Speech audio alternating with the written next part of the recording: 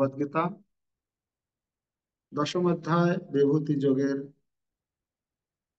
শ্লোক সংখ্যা 27 অধ্যয়ন করব। ভগবান তার বিভূতির কথা নিজ মুখে তার প্রিয় ভক্ত অর্জুনকে শোনাচ্ছেন। তো আমরা ইতিপূর্বে প্রায় 27টি বিভূতির কথা শ্রবণ করেছি। আজকে ভগবান এখানে 27 নম্বর শ্লোকে বলছেন, উচ্চৈঃশ্রব সমস্বানাম বৃদ্ধি মামামৃতদ্ভবম ঐরাবতম গজেন্দ্রাণাম নরাণাম চ নরাধিপম।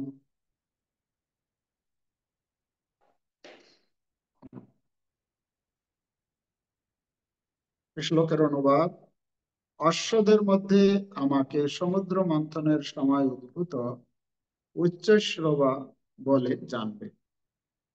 শ্রেষ্ঠ হস্তিদের মধ্যে আমি ঐরাবত এবং মনুষ্যদের মধ্যে আমি রাজা। তাহলে এখানে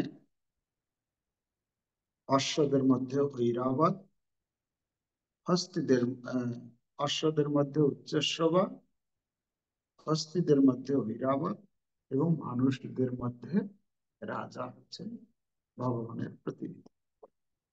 তাৎপর্য, এক সময় ভগবত ভক্ত দেবতা ও ভগবত বিদ্বেষী অসুরেরা একত্রে সমুদ্র মন্থনে অংশগ্রহণ করলে সেই মন্থনের ফলে অমৃত ও বিষ উত্থিত হয়েছিল।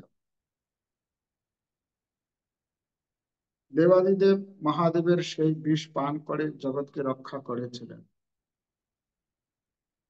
আর অমৃতের থেকে অনেক জীব উৎপন্ন হয়েছিল, যার মধ্যে ছিল উচ্চশ্রবা নামক একটি দিব্য অশ্ব এবং ঐরাবত নামক একটি দিব্য হস্তি। এই দুটি পশু অমৃত থেকে উদ্ভূত হওয়ার ফলে বিশেষ গুরুত্বপূর্ণ এবং সেই জন্য তারা শ্রীকৃষ্ণের প্রতিনিধি স্বরূপ।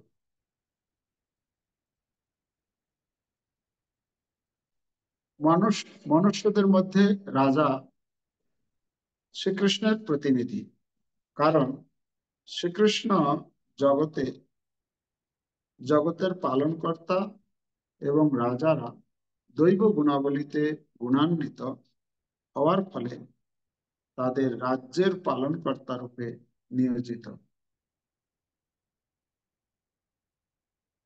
শ্রী রামচন্দ্র, শ্রী যুধিষ্ঠির মহারাজ, পরীক্ষিতের মতো নরপতিরা ছিলেন অত্যন্ত ধর্মপরায়ণ। তারা সর্বক্ষণ তাদের প্রজাদের মঙ্গলের কথা চিন্তা করতেন। বৈদিক শাস্ত্রে রাজাকে ভগবানের প্রতিনিধি রূপে বর্ণনা করা হয়েছে। আধুনিক যুগে ধর্মনীতি কলুষিত হয়ে যাওয়ার ফলে রাজতন্ত্র ধীরে ধীরে ক্ষয়প্রাপ্ত হয়ে অবশেষে সম্পূর্ণরূপে লুপ্ত হয়ে গেছে। এটি অনস্বীকার্য যে পুরাকালে ধর্মপরায়ণ রাজাদের তত্ত্বাবধানে প্রজারা অনেক বেশি সুখী ছিল। এখানে দুটি প্রসঙ্গ আমরা দেখতে পাচ্ছি। একটি হচ্ছে ভগবান বলছেন যে আমি হচ্ছি অষ্টদের মধ্যে उच्चश्रवा। श्रीमद् भागवत में अष्टम स्कंदे ক্ষীর সমুদ্র মন্থন নামে একটি অধ্যায় রয়েছে। সপ্তম, অষ্টম, নবম পরপর কয়েকটি অধ্যায়ে এই সমুদ্র মন্থনের লীলা কথা বর্ণনা রয়েছে। এক সময়কার ঘটনা। সমস্ত দেবতাগণ এবং অসুরগণ দুজনের মধ্যে তো যুদ্ধ প্রায় লেগেই থাকে। দেবতাগণকে তাদের স্বর্গচ্যুত হতে হয়। তো এক সময় যখন অসুরদের রাজা অধিনায়ক রূপে বলি মহারাজ নেতৃত্ব প্রদান করছিলেন, আর এদিকে ইন্দ্র দেবতাদের পক্ষ থেকে, তো প্রায় যুদ্ধ লেগে থাকে। তো একবার ভগবান শ্রীকৃষ্ণের কাছে সমস্ত দেবতাগণ গিয়ে আর্জি জানালেন যে এই আমাদের যে এই পরিস্থিতি, আমরা বারবার দেবতাদের দ্বারা পরাভূত হয়ে যাই, এই সরি অসুরদের দ্বারা, দৈত্যদের দ্বারা। কেন? দৈত্যরা বা অসুরেরা তারা খুব শক্তিশালী, মানে বলবান, শক্তিতে দেবতারা পরাভূত হয়ে যায়। কেন? দেবতা এবং অসুর দুজনেরই পিতা হচ্ছে একজন, একজনের কাছ থেকেই জন্ম, কশ্যপ মুনির কাছ থেকে। কশ্যপ মুনির আলাদা আলাদা পত্নী থেকে আলাদা আলাদা জীবের সৃষ্টি হয়েছে। তো দেবতারা যদিও পুণ্যবান, তারা বুদ্ধিমান, ভগবানের ভক্ত, সকাম ভক্ত বলা হয়, কিন্তু দৈত্যরা, অসুরেরা, তারা শারীরিক ভাবে এতটাই বলবান, মাঝে মাঝেই যখন দেবতাদের সঙ্গে ঝগড়া লাগে, তো দেবতাদেরকে একদম পুরো নাস্তানাবুদ করেছে। মানে শক্তি যা, যেহেতু তারা শারীরিক শক্তি তাদের অধিক, কিন্তু দেবতাদের বুদ্ধি অধিক। তো একবার সমস্ত দেবতারা যখন গিয়ে যখন ভগবানকে জানালেন যে এরকম আমাদের প্রায় এরকম আমরা পরাভূত হচ্ছি, তা আপনি একটা কিছু ব্যবস্থা করুন। ভগবান তখন কি করলেন?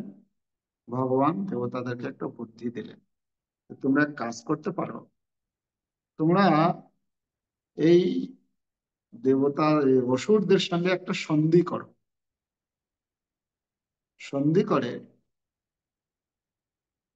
এই সমুদ্র মন্থন করে, সেই সমুদ্র মন্থন থেকে যখন অমৃত উত্থিত হবে, সেই অমৃত যদি পান করো তোমরা তোমরা তাহলে তোমরা আর মরবে না, মানে শক্তিশালী হবে। ভগবানের কথা অনুসারে এই দেবতাগণ গেলেন, যারা নেতৃস্থানীয় দেবতা ছিলেন, তারা সকলে মিলে গেলেন বলি মহারাজের কাছে। বলি মহারাজ অসুরদের নেতা। তো দুইজনের মধ্যে বসে একটা মিটিং করা হলো, জোরদার মিটিং একদম, মানে হয়তো সেখানে ভালো ব্যবস্থা ছিল, খাওয়া দাওয়ারও ভালো ব্যবস্থা হয়তো হয়েছে। হ্যাঁ? ভালো ব্যবস্থা করে একটা মিটিং করা হয়েছে। সেই মিটিং এ প্রসঙ্গ কি, এজেন্ডা হচ্ছে যে সমুদ্র মন্থন করা হবে, তাতে আমাদেরও লাভ হবে, দেবতাদের আর অসুরদেরও লাভ। তো সমুদ্র মন্থন যখন করব, মন্থন করা অবস্থায় যা যা বস্তু সেখান থেকে উদ্ভূত হবে আমরা ভাগাভাগি করে নেব। অসুরেরা ঠিক আছে, অসুবিধা নেই। তখন কি করে সমুদ্র মন্থন করা হবে? ভগবান তখন বুদ্ধি দিয়েছেন যে এই সমুদ্র মন্থনে মন্দার পর্বত, মন্দার পর্বতকে কি করা হবে? মন্থন দণ্ড রূপে, মানে ওটাকে দণ্ড রূপে ব্যবহার করা হবে। আর দড়ি, রশিটা কি হবে? এই সাধারণ রশি তো ওখানে আর কাজ করবে না। তাহলে কি হবে? তখন চিন্তা করা হলো যে বাসুকি নাগ, এই বাসুকি সর্প, বাসুকিকে নাগ বলা হয় না, বাসুকি সর্প, তো বাসুকি সর্পকে এই মন্থন মন্থন রজ্জু রূপে ব্যবহার করা। সব ঠিকঠাক হয়ে গেল। তাহলে মন্দার পর্বতকে নিয়ে আসতে হবে, নিয়ে এসে সমুদ্রে দণ্ডরূপে সেখানে রাখতে হবে। তারপরে একদিকে দেবতারা আর একদিকে অসুরেরা টানবে, তাই না? তার ফলে ঘর্ষণ হবে। সেই ঘর্ষণে মানে সমুদ্র থেকে মূল্যবান বস্তু উঠে আসবে। তো যুক্তি হয়ে গেল, সবাই রেডি। তো সেখানে শুরু হলো মন্থন। সেই মন্থন করতে করতে, আচ্ছা, মন্থন যে করবে সেখানে একটা বিশাল প্রক্রিয়া ছিল। যখন এই মন্থন করবে, তো দেবতা এবং অসুরেরা মিলে সেই মন্দার পর্বতকে আনতে গিয়েছে। তো মন্দার পর্বতকে তুলছে, আর মন্দার পর্বত এত ভারী, দেবতা এবং অসুর সবাই মিলে সেটাকে ধরে আর তুলতে পারছে না। একদিকে তুলছে তো আর একদিকে পড়ে যাচ্ছে, যে তার নিচে যারা ছিল তারা চাপা পড়ে সেখানে শেষ হয়ে যাচ্ছে, মরে যাচ্ছে। হয় না অনেক সময়, ভারী জিনিস যখন তুলতে যাই আমরা, এদিকে তুলতে তুলতে ওইদিকে দেখা গেল যে আরেকজন অ্যাক্সিডেন্ট হয়ে গেল, আরে চাপা পড়ে গেছে। তো দেবতা এবং অসুরদের মধ্যে এত শক্তিশালী তারা, এই মন্দার পর্বত তুলতে গিয়ে কতজন দেবতা কতজন অসুর যে সেখানে চাপা পড়ে গেছে তার ঠিক নেই। তো তখন কার হাত ভেঙে গেছে, কার পা ভেঙে গেছে, কার কত কিছু হয়ে গেছে, কি করা হবে? তখন সবাই মিলে ভগবানের কাছে আবার গিয়ে বলছেন, হে ভগবান, আপনি তো যুক্তিটা দিয়েছেন খুব ভালো, আমাদের তো সবকিছু হয়ে গেছে, দেবতা এবং অসুরদের মধ্যে একটা মিটিং মিউচুয়াল হয়েছে যে আমরা সবাই মিলে সমুদ্র মন্থন করব। কিন্তু সেই সমুদ্র মন্থনের যে দণ্ডটা সেটাই আমরা নিয়ে আসতে পারছি না, কি হবে? ভগবান বলছেন, আচ্ছা, এটা সমস্যা তোমাদের, ঠিক আছে, চলো গরুদেব, চলো একটু ওদের সমস্যা একটু দেখি কি হয়েছে। তো তখন গরুদেবের পেটে উঠে ভগবান গিয়েছেন সে মন্দার পর্বত যেখানে আছে। মন্দার পর্বতে গিয়েছেন, মন্দার পর্বতে গিয়ে সেই মন্দার পর্বতকে ভগবান কি করেছেন, বাঁ হাত দিয়ে মন্দার পর্বতটাকে ধরে তুলে নিয়ে ওই গরুরের পেটে রেখেছে। তো মন্দার পর্বত থেকে সেই সমুদ্র তো অনেক দূর, রাস্তা আসতে সময়ও তো লাগবে। তো ভগবান বলছেন, তোমরা আসতে দেরি হয়ে যাবে, তাহলে এক কাজ করো। আর ভগবান মানে যারা ওই হাত ভেঙেছিল পা ভেঙেছিল, সেই আহত হয়েছিল, তাদেরকে দৃষ্টিপাতের মাধ্যমে তাদেরকে সুস্থ করে দিলেন। তখন দেবতা এবং অসুর সবাইকে বললেন, তোমরা এক কাজ করো, তোমরাও সবাই চলে আসো গরুদেবের পিঠে উঠে পড়ো। তো তখন কি করলেন, ভগবান মন্দার পর্বতকে গরুরের পিঠে চাপালেন, দেবতাদের যত সমস্ত দেবতা ছিল সবাইকে চাপালেন, আর অসুরদেরকে চাপালেন, চাপিয়ে সেই গরুরদেব সেখান থেকে নিয়ে সেই সমুদ্রের তীরে পৌঁছে গেল।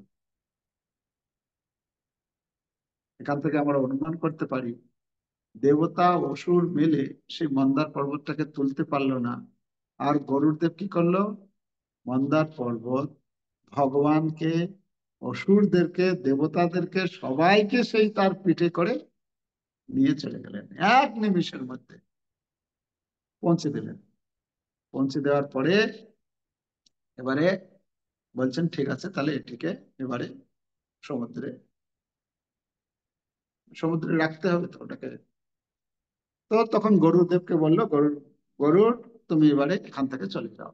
কেন? যতক্ষণ পর্যন্ত গরুর দেব থাকবে ততক্ষণ পর্যন্ত বাসুকি আসবে না। কেন? বাসুকি হচ্ছে সর্প, আর গরুর দেবের খাদ্য হচ্ছে বাসুকি, মানে কি বলে, গরুর দেবের খাদ্য হচ্ছে সর্প। তো সর্প যেখানে গরুর দেব থাকবে সে কি করে যাবে? তাই জন্য গরুদেবকে বললে, তুমি এখান থেকে চলে যাও, তোমার ভয়ে সে হাতে নাও আসতে পারে। সর্পদের মধ্যে রাজা হচ্ছেন বাসুকি। আমরা এখানে পড়েছি বা পড়িনি, এখন পড়বো, হয়তো পরবর্তীতে আসবে। তা আজকে এই ঘটনাতে সবকিছু অনেক কিছু এসে যাবে, যেগুলো যেগুলো আসবে সেগুলো আর আমরা ডিটেলস পরবর্তীতে আলোচনা করবো না। তো বাসুকি তখন গরুদেব ওখান থেকে চলে গেলেন, বাসুকি আসলেন, বাসুকি এসে এই কি বলে মন্দার পর্বতের চতুর্দিকে সেই লাগানো হলো, হ্যাঁ, রশি। দেবতা একদিকে ধরবে, কিন্তু সমস্যা কি হলো, সেই পর্বত যখন রাখা হয়েছে তো নিচে ডুবে যাচ্ছে। তো ডুবে গেলে সেটাকে ঘোরাবে কি করে? তো যখন সমুদ্রের মধ্যে ডুবে যাচ্ছে, আবার দেবতারা ভগবানের কাছে, হে ভগবান, বিপদে পড়েছি। কি হলো আবার? না, এই যে আমরা যে দণ্ডটা রাখছি সমুদ্রের জলে, ও তো ডুবে যাচ্ছে, আমরা কি করে মন্থন করবো? বলে, আচ্ছা তাই, ঠিক আছে। ভগবান তখন কি করলেন, নিজে কচ্ছপ রূপে, হ্যাঁ, কচ্ছপ রূপে তিনি কি করলেন, সেই জলের মধ্যে প্রবেশ করে সেই মন্থন দণ্ডটা যেখানে আছে, হ্যাঁ, এই দণ্ডটা কি করলেন, ভগবান তার পিঠের উপরে ধারণ করলেন। তাই না? কচ্ছপের কচ্ছপের ওই কি বলে, এটা কত শক্ত না, অংশটা, যেটা পিঠ। তো ভগবান চিন্তা করলেন, আমার অনেক দিন থেকে একটু ওই পিঠ চুলকানো মানে খুজলি হচ্ছিল। তো তো চুলকানোর জন্য তো কি, আমাদের যখন পিঠে যখন চুলকায় তখন কি করি, হাতের কাছে যা থাকে সেটা নিয়ে এদিকে একবার লাগাই, এদিকে একবার লাগছে না, কাউকে বলি আরে একটু চুলকানি হচ্ছে, একটু চুলকে দাও না, এটা করি না আমরা অনেক সময়। আজকাল তো আবার ওই যে হাতের মতো পাওয়া যায়, বিক্রি করে দেখি, এটা দিয়ে চুলকান। তো ভগবানের যখন চুলকানি হলো, ভগবান যখন পিঠ চুলকাবেন তখন কি করলেন, সমস্ত দেবতা, সমস্ত অসুর সবাইকে তার ওই পিঠ চুলকানোর কাজে লাগিয়ে দিলেন। মানে দণ্ড, দণ্ড, মন্দার পর্বত রূপী দণ্ডটাকে দিয়ে ভগবান তখন এখানে চুপচাপ আছেন, আর দেবতা আর অসুরেরা দুইজনে মিলে এদিকে টানছেন দেবতারা, ওদিকে অসুরেরা, এই চলছে। আর ভগবান তখন এত সুন্দর চুল যখন চুলকায়, যখন সেই চুলকানো হয়, কেমন লাগে? কত আনন্দ লাগে না, না ওরে, মানে বাহ, মানে ভগবান তখন সেই সুখ বলা হচ্ছে, সেই সেই চুলকানির সুখ ভগবান অনুভব করছিলেন। হ্যাঁ, আপনার আপনার শরীরে যদি যদি 10 কিলো, মন্দার পর্বত কত বড়, যদি 10 কিলোর একটা যদি কোনো একটা পাত্র রেখে বা মানে কি বলে একটা দণ্ড রেখে যদি ঘোরানো হয়, কেমন লাগবে আপনার? আর ভগবান অত বড় পর্বতটা তার পিঠে নিয়ে সেই আনন্দ উপভোগ করছেন, বাহ কত সুন্দর লাগছে। হ্যাঁ, আর সেই চুলকাচ্ছে কারা, সমস্ত দেবতা, সমস্ত অসুর, এই হচ্ছে ভগবান। ঠিক আছে। এখন কি হয়েছে, যখন তারা যখন এরকম টানছে এদিক ওদিক, তখন কি হচ্ছে, মানে কখনো এদিকে যাচ্ছে, কখনো এদিকে যাচ্ছে, মানে পর্বতটা এদিকে, মানে এদিকে হিলছে ঢুলছে, তো ঠিক মতো ঘোরাতে পারছে না। তখন আবার আবার শুরু করেছে, ভগবান এই বিপদে পড়েছি, তো ভগবান বলছে কি হলো আবার? না, এই যে আমরা যে টানছি, কখনো এইদিকে চলে যাচ্ছে, কখনো ওইদিকে চলে যাচ্ছে। তো ভগবান বলছেন আচ্ছা ঠিক আছে, এরকম হচ্ছে। তো তখন কি করলেন ভগবান, সেই পর্বতের উপরে, মানে নিচে তো আছেন কচ্ছপ রূপে, তখন মধুসূদন রূপে তিনি সেই পর্বতের উপরে বসলেন, যাতে পর্বতটা এদিক ওদিক না হেলে না যায়। তারপরে মন্থন শুরু হলো যখন, 7টা তো বেজে গেল, তাহলে এখানে শেষ করে দিতে হবে।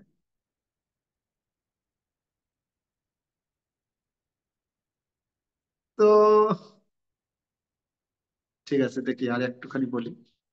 তো মন্থন দণ্ড যখন স্থির হলো, মন্থন শুরু করছে, তো বাসুকির মুখের দিকে ধরেছে দেবতারা, আর পিছনের দিকে ধরেছে অসুরেরা। তো মন্থন করছে, মন্থন করতে করতে হঠাৎ তার মধ্যে দুই একজন অসুর বলছে, আরে দেখেছো দেবতারা কিরকম, আমাদেরকে কিরকম হেয় করেছে, হ্যাঁ, আমাদেরকে পুছের দিকে দিয়েছে। আর পুষটা সাধারণত হচ্ছে কি, এটা হচ্ছে আহ, নিকৃষ্ট না, নিকৃষ্ট দিক না, মুখের দিকটা হচ্ছে ভালো না। এই আমরা মানবো না, না চলবে না, মানবো না মানবো না বলে শুরু করে দিল দাবি। ভগবান দেখছেন, আরে কি হলো কি হলো, এত গন্ডগোল হচ্ছে কেন? না, আমাদেরকে এরকম ভাবে অপমান করা হয়েছে, আমাদেরকে পুছের দিকে দেওয়া হয়েছে। তো ভগবান বলছেন, আচ্ছা আচ্ছা, ঠিক আছে। তো দেবতারা তোমরা এদিকে, মানে দেবতারা কিন্তু ভগবান যা বলে তাই সেটাই মানে। দেবতারা বলে তোমরা এদিকে চলে আসো, আর এদিকে তখন আবার চেঞ্জ করা হলো। আর যখন চেঞ্জ করা হয়েছে, বাসুকের মুখের দিকে ধরেছে, মুখের দিকে যখন ধরেছে, যখন ওই মন্থন শুরু হয়ে গেছে, ওই মন্থনের যে কি বলে, বাসুকি যে সেই যে ঘর্ষণ লাগছে পর্বতে, আর একদম পুরো মুখ দিয়ে অগ্নি উদ্গীরণ উদ্গীরণ হচ্ছে, মানে এত জ্বালা সেটা সহ্য করতে হচ্ছে তাকে। আর তখন এদিকে সব একদম আগুনের মতো বেরোচ্ছে, সেই দেবতারা একদম ঝলসে যাচ্ছে, এই সরি অসুরেরা। তখন বলছে, না না না না, আমরা এদিকে ধরবো না, আমরা আমরা পিছনে ঠিক ছিলাম, আমরা পিছনে ঠিক ছিলাম তারা। হ্যাঁ, তখন আবার সব ভগবান বলছে, না না কি আবার গন্ডগোল হচ্ছে, আচ্ছা ঠিক আছে ঠিক আছে, আচ্ছা তোমরা এদিকে যাও, তোমরা এদিকে, হ্যাঁ ঠিক আছে। তখন আবার তারা করলো। তো এইভাবে চলছে, মন্থন চলছে, মন্থন হতে হতে কিন্তু ঘটনা কি হলো, এই মন্থনে প্রথম প্রথম কি হলো, এখানে বলছেন মন্থন করতে করতে প্রথম উঠেছে বিষ। সে বিষ একদম, কি বিষ বলে, মানে একদম বেশি যদি এ হয়, হলাহল বিষ। হলাহল বিষ মানে, মানে খাওয়া তো দূরের কথা, যদি স্পর্শ করানো হয় তাহলেই সে, তার অবস্থা শেষ হয়ে যাবে। হলাহল বিষ উঠেছে, হ্যাঁ মন্থনে। তখন হাহাকার উঠেছে, হায় তাহলে এই যে বিষ উৎপীত হয়েছে, এই বিষের জ্বালায় তো সৃষ্টি ধ্বংস হয়ে যাবে, কি হবে হে ভগবান, আপনি কিছু করুন, এতে বিপদে পড়েছি। ভগবান বলছেন, বিষ, বিষ কি, আমি কি করবো, আমি কি বিষ খাবো নাকি? না না না, আমার বিষ খাওয়া অভ্যাস নাই, আমি তো মাখন মিশ্রি খাই। যশোদা মা আমাকে তো ছোটবেলা থেকে মাখন মিশ্রি খাওয়া, আর বিষ টিষ খাওয়া ওইসব আমার নেই। ওই যাও ওই ভোলেনাথ শিবজিকে গিয়ে বলো। তো শিবজি, পার্বতী মাতা বসে আছেন, শিবজি আছেন, গিয়ে বলেছেন, হে ভোলেনাথ, আপনি আশুতোষ, আপনি কৃপাময়, অনেক কিছু গুণগান করছেন, একটা এত বড় কাজ আদায় করতে হবে তো ভালোই গুণকীর্তন করেছেন। আপনি এই জগৎকে, এই জগতের জীবকে রক্ষা করুন। কি করতে হবে? যখন শিবজি জিজ্ঞেস করলো, আচ্ছা কি করতে হবে আমাকে তোমাদের সাহায্য করতে গেলে? না আপনি একটু দয়া করে একটু বিষটা খেয়ে নিন না। হ্যাঁ, আপনি কাউকে বলতে পারবেন এরকম? হ্যাঁ, আমি একটু বিপদে পড়েছি, এই আপনি একটু একটু বিষ খেয়ে নিন। এই দেবতারা আছে, বসুরেরা আছে এরকম, তাদের নিজেদের স্বার্থের জন্য, হ্যাঁ, শিবজিকে বলছেন যে আপনি একটু বিষ খেয়ে নিন।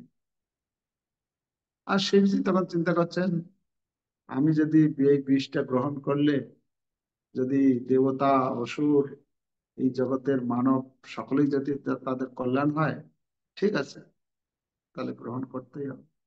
তো তখন তিনি কি করেছেন, তিনি গিয়েছেন। আর যখন যাচ্ছিলেন পাশে পার্বতী বসেছিলেন, পার্বতী দেবী কিন্তু কিছু বলেননি। আপনি, আপনাদের বাড়িতে যদি হতো তাহলে কি হতো?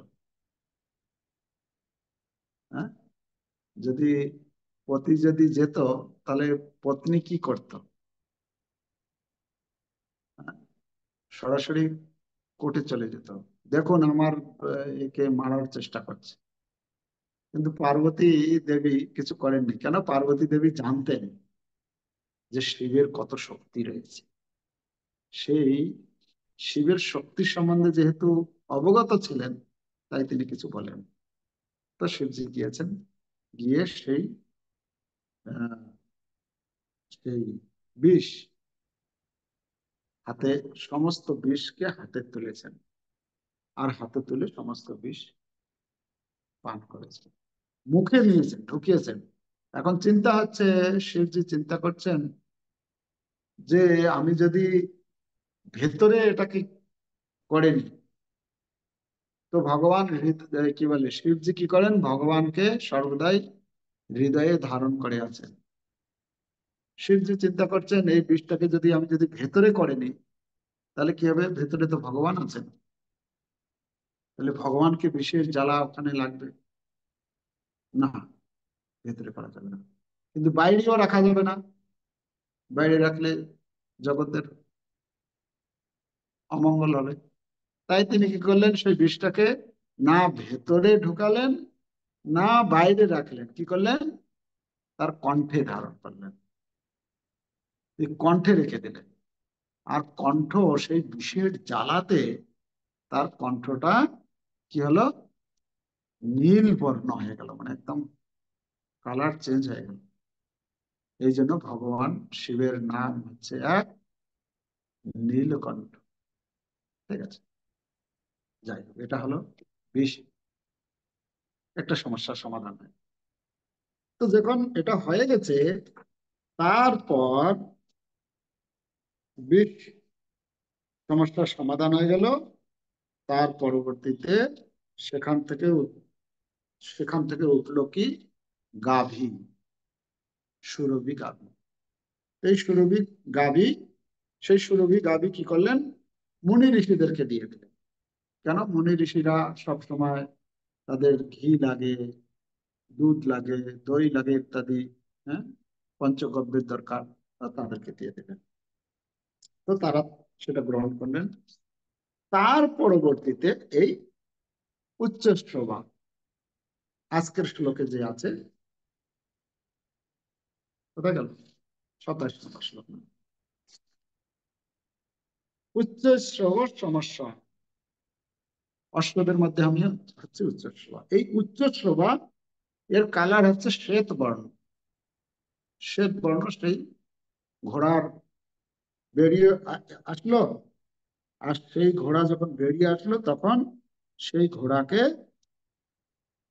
বলি মহারাজ তিনি ইচ্ছা প্রকাশ করলেন যে আমি এই অশ্বকে রাখবো। তখন ভগবান শ্রীকৃষ্ণ দেবতাদেরকে ইশারা করলেন, না ঠিক আছে, দিয়ে দাও। তখন বলি মহারাজ এই উচ্চশ্রবা ঘোড়া গ্রহণ করলেন। আর এই উচ্চশ্রবা ঘোড়ার পরেই আর একটি পশু আসলো, এখানে যে বলা হচ্ছে ঐরাবতম গজেন্দ্রাণাম, ঐরাবত গজেন্দ্র, পরবর্তীতে ঐরাবত গজেন্দ্রের সেখান থেকে উঠে গেল। আর সেই ঐরাবত গজেন্দ্রের গায়ের রং হচ্ছে শ্বেতবর্ণ। এবং শিবের, হ্যাঁ, বলা হচ্ছে শিবের মহিমান্বিত ধাম কৈলাসের মহিমা তিরস্কারকারী 4টি দন্ত বিশিষ্ট, মানে সাধারণত কয়টা দাঁত থাকে, 2টা দাঁত থাকে না হাতির। তো এটা এই এই এই যে অশ্ব, এই এই যে হাতি, ঐরাবত হাতি, তার 4টে দাঁত ছিল, বিশাল ধপধপে সাদা 4টি দাঁত ছিল। তো তার পরবর্তীতে আরো অনেক কিছু উদ্ভূত হয়েছে। সেই তারপরে উদ্ভূত উদ্ভূত হলো আরো 8টা দিগ্গজ, মানে হস্তিনী। তার পরবর্তীতে কৌস্তুভ মণি আর পদ্মরাগ মণি সেখান থেকে উদ্ভূত হলো, সেটা ভগবান গ্রহণ করলেন। বক্ষস্থলে ধারণ করার জন্য, অলঙ্কৃত করার জন্য। আর তার পরবর্তীতে পারিজাত পুষ্পের আবির্ভূত হলো, উত্থিত হলো সেখান থেকে। পারিজাত পুষ্পটা দেবতাদেরকে দিলেন। তার পরবর্তীতে অপ্সরারা আসলো, যারা ছিলেন একদম বিভিন্ন স্বর্ণ আভরণ, মানে কণ্ঠাহারে সুশোভিতা, বিভূষিতা ছিলেন। আর সূক্ষ্ম বস্ত্র পরিহিত ছিলেন। মন্তর, মানে আকর্ষণীয় তাদের চলাফেরা।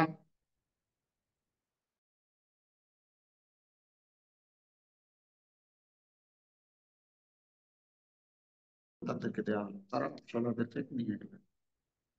তার পরবর্তীতে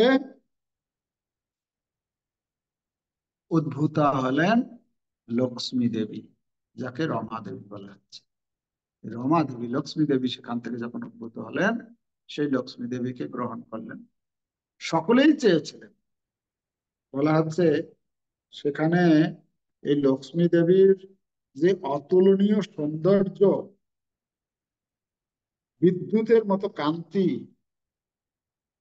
হ্যাঁ, দেহের লাবণ্য, যৌবন, অঙ্গকান্তি, তার মহিমা, দেব দানব মানব সকলেই তাকে বাসনা করেছিল যে আমি যদি পেতাম। সকলেই তার প্রতি আকৃষ্ট হয়েছিল, কারণ লক্ষ্মী দেবী হচ্ছেন সমস্ত ঐশ্বর্যের মালিক তিনি, তাই না? তো তখন লক্ষ্মী দেবীকে উপবেশন করার জন্য ইন্দ্র একটি সিংহাসন প্রদান করলেন। আর গঙ্গা, যমুনা, সরস্বতী তারা মূর্তি রূপে এসে সেই জল দিয়ে তাকে অভিষিক্ত করলেন। তাকে ভূমি দেবী বা গাভী স্বয়ং এসে তাকে দুধ, দই, ঘি, গোমূত্র, গোময় দিয়ে অভিষেক করলেন। সেখানে বসন্ত ঋতু সাক্ষাৎ প্রকটিত হয়ে সেই ফল ফুল সেগুলো অর্পণ করলেন। বিভিন্ন যে আহ মহর্ষিগণ ছিলেন, তারা শাস্ত্রবিধি অনুসারে লক্ষ্মী দেবীর অভিষেক করলেন। গন্ধর্বগণ তারা মঙ্গলময় গান বা মন্ত্র উচ্চারণ করলেন। আর নর্তকীগণ তারা সঙ্গীত নৃত্য প্রদর্শন করলেন। এভাবে আরো অনেকে অনেক কিছু করেছেন ইত্যাদি ভাবে এই সেটা হয়ে গেল।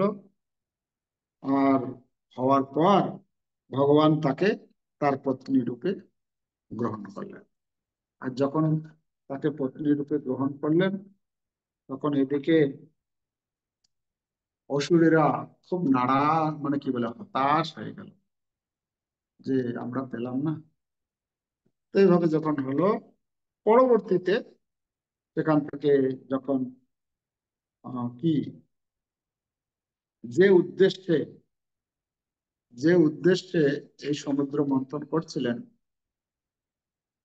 কি উদ্দেশ্যে করেছিলেন না, সেখান থেকে অমৃত পাবে। সে অমৃত যখন উঠলো, ধন্বন্তরী রূপে ভগবান ধন্বন্তরী সেখান থেকে বেরিয়ে এলেন, অমৃত কলস হস্তায়, অমৃত কলস নিয়ে বেরিয়ে এলেন। আর যখন বেরিয়ে এসেছেন, তখন আর ওই যে টানাটানি যে করছিল মন্থন, সব ছেড়ে দিয়ে সেই অমৃতের পিছনে ছুটতে শুরু করে। কিন্তু শক্তিতে তো অসুরেরা শক্তিশালী বেশি। তারা বলছে অহম পূর্বম, অহম পূর্বম, হ্যাঁ, যে আমি আগে পান করব, তোমরা পরে, তোমরা সবাই পরে, ইত্যাদি। তো তখন তারা এইভাবে ছুটতে শুরু করলো। ছুটতে ছুটতে কি করলো, অবশেষে ওই ধন্বন্তরীর হাত থেকে দৈত্যরা অমৃতের কলসটা ছিনিয়ে নিল। আর দেবতারা হাঁ করে বসে আছে, দুর্বলের মতো, কোনো কিছু করতে পারছে না। কেন? তাদের ওই ভরসা আছে কে? ভগবান। যখনই কোনো কিছু হবে, বিপদ হবে, যা কিছু হবে, আর তখন তারা বলছেন, হে ভগবান, যে উদ্দেশ্যে আমরা এই সমুদ্র মন্থন করলাম, সমুদ্র মন্থনের যে মূল ফল যেটা আমরা এখন আসলো আমাদের হাতে, সেটা তো অসুরেরা নিয়ে গেল। আর অসুরেরা তো এমনিতেই শক্তিশালী, এমনিতেই উপদ্রব করতেই থাকে। এই অমৃত যদি তারা পান করে তাহলে তো হয়ে গেল, আর তাদেরকে আর কে হারায় বা তাদেরকে কে বাধা দেয়? প্লিজ আপনি কিছু করুন। ভগবানের কাছে তখন তারা প্রার্থনা, আকুল ভাবে প্রার্থনা শুরু করে দিল। ভগবান দেখছে আবার কি হলো, গন্ডগোল, আর কি হলো, কি হয়েছে, কি হয়েছে? না ভগবান, এইরকম এই অমৃত বেরিয়েছিল, অমৃত কিন্তু দৈত্য অসুরেরা নিয়ে চলে গেছে। ভগবান বলছেন, আচ্ছা ঠিক আছে, ঠিক আছে। হ্যাঁ, তো ভগবান তখন কি করলেন, সুন্দর দেখতে দেখতেই ওখানে একটা এত সুন্দরী মহিলা রূপ ধারণ করলেন। সবাই অবাক একদম দেখে, বাপ রে, এরকম রূপ তো কখনো দেখিনি কোনোদিন। হ্যাঁ, তখন এদিকে মানে দেবতারাও আর দৈত্যরা সবাই আকৃষ্ট হয়ে গেছে, মানে দেখে অদ্ভুত। কিন্তু দেবতারা যেহেতু বিপদে পড়ে আছে, চুপচাপ হয়ে আছে, কিছু করা যাবে না, কিছু বলা যাবে না এখন। তো ভগবান কি করলেন, মোহিনী রূপ ধারণ করেছেন। মোহিনী রূপ ধারণ করে সেই দৈত্যদের কাছে গিয়েছেন। আরে আরে, তোরা কি করছো, কি করছো? কেন ওই দৈত্যদের কাছে যে গিয়েছে, দৈত্যরা, ওরা অসুরেরা, অসুরেরা কি করেছে, যখন পেয়েছে সাথে সাথে খাওয়া শুরু করবে তো। কিন্তু তারা খাওয়া শুরু করেনি। এ বলছে আমি আগে খাবো, ও বলছে আমি আগে খাবো, ও বলছে এই দাঁড়াও, ভাগ করে খাবো। কেউ বলছে আরে দাঁড়াও, আগে লাইন দিয়ে বসো, মানে এই করতে করতে তাদের খাওয়ার কথা ভুলে গেছে, শুধু কাড়াকাড়ি করছে। আর ভগবান সেখানে গিয়ে পৌঁছেছে মোহিনী রূপে। আরে আরে আরে, হে, মানে মানে প্রশংসা করেছেন। হ্যাঁ, আরে তোমরা তো এত বড় পণ্ডিত, তোমরা, আমি জানি তোমরা এত বুদ্ধিমান, তোমরা শক্তিমান, তোমরা ইত্যাদি। ভগবান শুরু করে দিয়েছেন। ভগবানের বাক্য, হ্যাঁ, যদি গালিও দেয় ভগবানের মুখ থেকে বেরোয়, সেটা কত কিরকম মধুর হবে না? আরে তোমরা কি করছো, এরকম এরকম আচরণ করছো, এটা তো শিষ্ট ব্যক্তিদের, একটু ভদ্র ব্যক্তিদের মতো নয়। এরকম ছুটাছুটি টানাটানি করছে, এটা এটা এটা কি, এটা তো ভালো না। এখন সবাই স্তব্ধ। আরে বাপরে, এ কি, মানে মোহিনী মূর্তিকে দেখে তারা এমন আকৃষ্ট হয়ে গেছে, মানে তাদের সুদবুদ মানে একদম খতম। হ্যাঁ, সেই রূপ দেখে, হ্যাঁ, মানে তাদের হাতে যে অমৃত আছে সেটাও ভুলে গেছে। মহা অমৃত সামনে এসে দাঁড়িয়ে গেছে। হ্যাঁ, তো হাঁ করে তারা দেখছে। আচ্ছা, তাহলে তো কিছু বলছে না। বলছে আমি তোমাদেরকে কিছু বলতে চাই।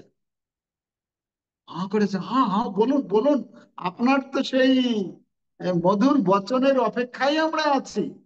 হ্যাঁ, তো তখন সবাই অপেক্ষা করছে, মনে হয় আমাকে, মনে হয় আমাকে পছন্দ করবে, মনে হয় আমাকে পছন্দ করবে।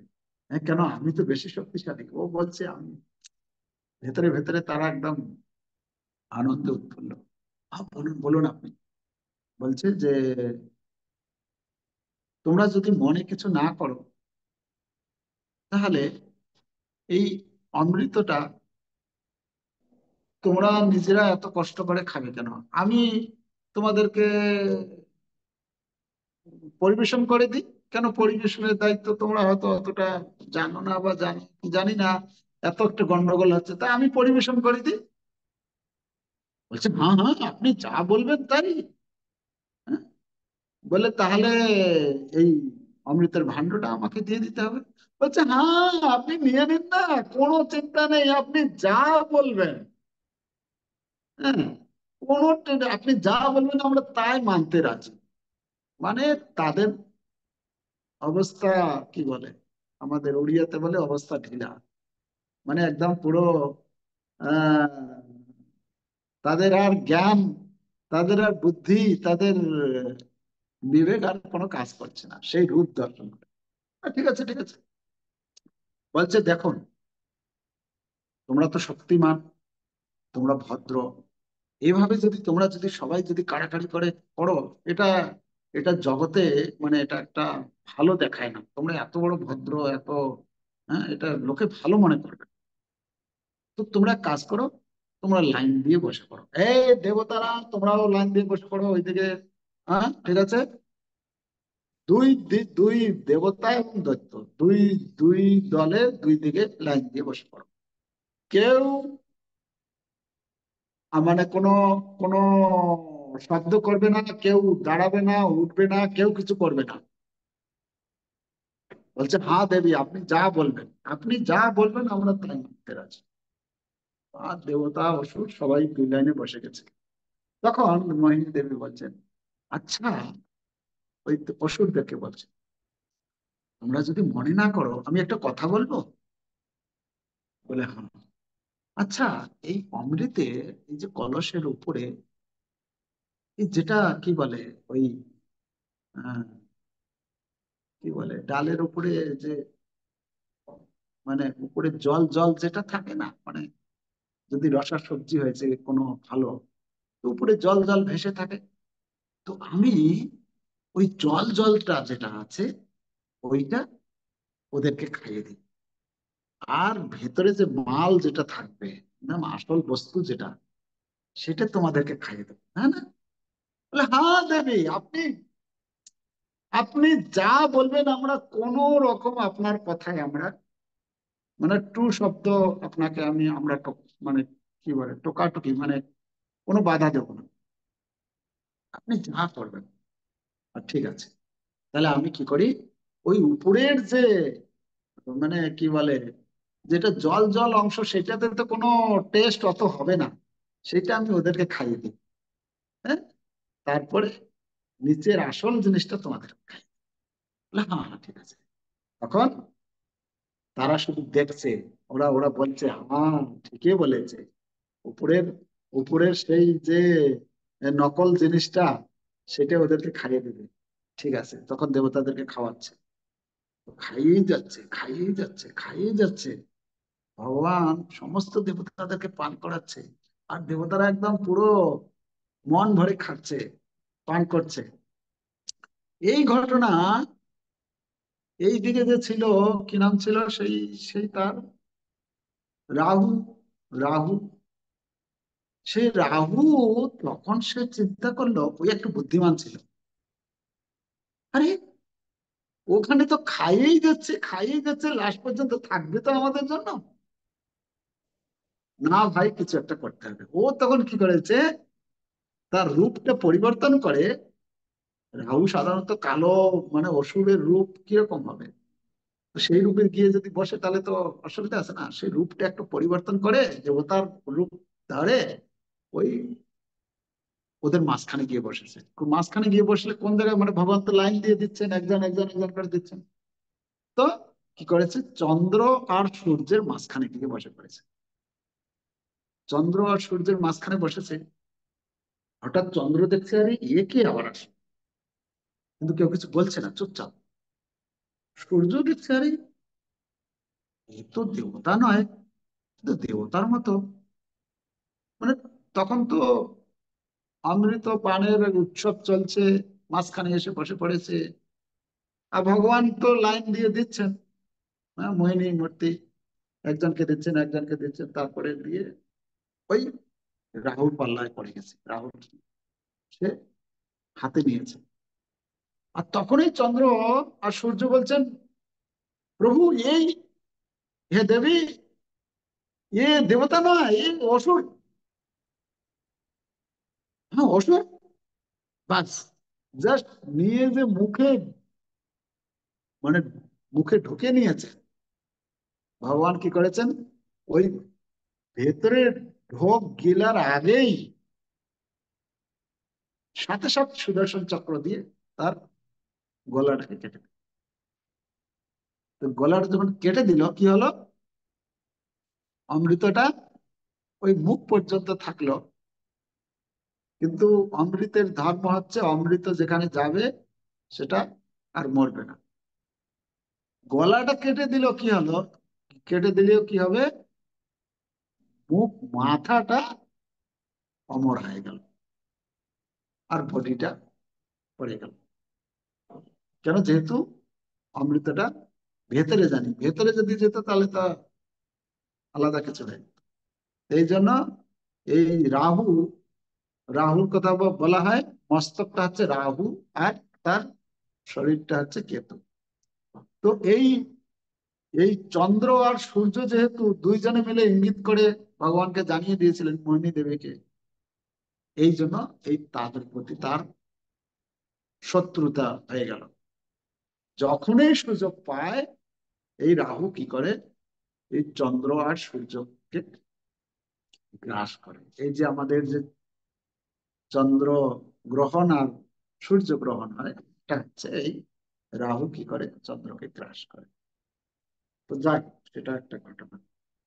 তো এইখানে যেটা আমরা বলতে চাচ্ছি, যেটা ভগবান বলছেন, আমি হচ্ছি দেবতাদের মধ্যে, কি বলে, ঘোড়াদের মধ্যে, অশ্বদের মধ্যে আমি হচ্ছি সমুদ্র মন্থনের সময় উদ্ভূত উচ্চস্রবা, আর শ্রেষ্ঠ হস্তিদের মধ্যে আমি হচ্ছি ঐরাবত। তো ঐরাবত ইন্দ্র গ্রহণ করলো, আর উচ্চস্রবা বলি মহারাজ, মানে দৈত্যদের পক্ষে। তো সেই কথা এখানে বলা হচ্ছে যে অমৃতোদ্ভব সময় তো অতিক্রান্ত হয়ে গেছে, আরো কত থাকলেও আর বলা সময় নেই, তাই না? আর আর ভগবান এখানে বলছেন নরা, নরানাম তো নরাধিপম, মানে কি বলে, দেবতা, কি বলে, মানুষদের মধ্যে আমি হচ্ছি রাজা। রাজা কেন? রাজারা হচ্ছেন ভগবানের প্রতিনিধিত্ব করেন। রাজতন্ত্র আগে যে ছিল, প্রভুপাদ তাৎপর্যে তুলে ধরেছেন যে এই রাজা হচ্ছে ভগবানের প্রতিনিধি। কেন? রাজারা ছিলেন সত্যগুণ সম্পন্ন, তারা প্রজাদের মঙ্গল কামনা, সর্বদাই মঙ্গল কামনায় করতেন। বলা হচ্ছে সেই সমস্ত রাজাগণ পুত্রবৎ প্রজাদেরকে পালন করতেন। তাহলে পুত্রবৎ পালন করতে গেলে তাদেরকে কিভাবে দেখতে হবে? প্রভুপাদ বলছেন সেই রাজতন্ত্র আর নেই। রাজতন্ত্র ছিল সব থেকে ভালো। কেন? রাজা যখন প্রজাদের কল্যাণের কথা চিন্তা করবে, আজকাল বর্তমান যে রাজারা, যারা তথাকথিত রাজা রূপে, নেতা রূপে রয়েছেন আমাদের, তারা কার চিন্তা করছেন? তারা দেশের চিন্তা করছেন, দশের চিন্তা করছেন? তারা কার চিন্তা করছে? তারা একটা বাহ্যিক একটা মুখোশ পরে নিজের স্বার্থ সিদ্ধির জন্য কাজ করছে। তারা জগতের জনগণের কল্যাণের জন্য কাজ করছে না। তাদের নিজেদের পকেট কি করে ভারী করবে, কি করে তার জমি জায়গা বাড়াবে, তার আধিপত্য বাড়াবে, তার ছেলে, তার ছেলে, তার ছেলে বংশ পরম্পরা যাতে, তারা যাতে, তাদেরকে যাতে পয়সা ইনকাম করতে না হয় তার জন্য ব্যবস্থা করছে। কিন্তু দুর্ভাগ্যবশত প্রকৃতি তাদের কি করছে, সবকিছু ব্যর্থতায় পর্যবসিত করছে। হ্যাঁ, কোর্টে যেতে হচ্ছে, কি বলে, জেলে যেতে হচ্ছে।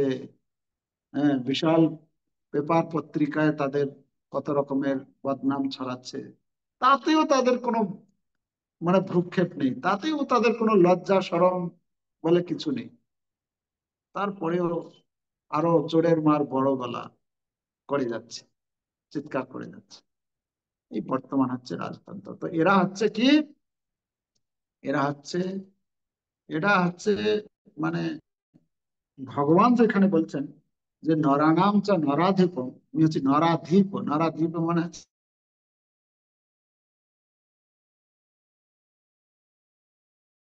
রাজা।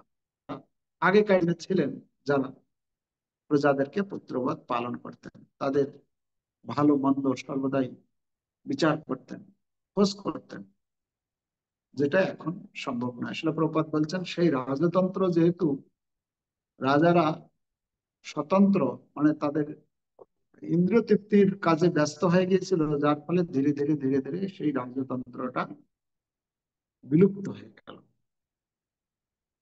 এখন এসে গেছে কি গণতন্ত্র, প্রজাতন্ত্র, হ্যাঁ, গণতন্ত্র। গণতন্ত্র আর গণেরা আর কি করবে? রাজার যে গুণ, একজন রাজা, একজন রাজার যে শৌর্য বীর্য, যে প্রয়োজন, যেটা কি ছোটবেলা থেকে সেই শিক্ষা তাকে প্রদান করা হয়ে থাকে, তবে সে একজন রাজা হতে পারে। এখনকার দিনে যদি যুদ্ধ শুরু হয়, রাজা সামনে আসে, রাজার তো কোনো খবরই নেই, রাজমন্ত্রীও আসে না। হ্যাঁ, তো এই রাজা না, রাজা রাজা মানে হচ্ছে তো শৌর্য, তার বীর্য থাকবে, কোথাও কোনো কিছু হলে ঝাঁপিয়ে পড়ে, প্রজাদের জন্য সে যে কোনো কিছু করতে প্রস্তুত থাকে। কিন্তু বর্তমান সেটা হচ্ছে। তো সেই সমস্ত রাজারা, যারা সপ্তগুণ সম্পন্ন, ভগবান বলছেন সেই সমস্ত রাজা হচ্ছে আমারই প্রতিনিধি। আজকে এখানেই রাখি, কথা বলতে তো শেষ হবে না। হরি অনন্ত, হরি কথা অনন্ত, এর শেষ হয় না। তো আজকে এখানেই শেষ করি। হরে কৃষ্ণ কৃষ্ণ কৃষ্ণ হরে হরে, হরে রাম রাম রাম হরে হরে। श्रीमद् भगवद गीता যথাযথ की जय। जगत गुरु शिला प्रभुपाद की जय। समवेत भक्त वृंद की जय। ताई गौर प्रेमानंदे हरि हरि।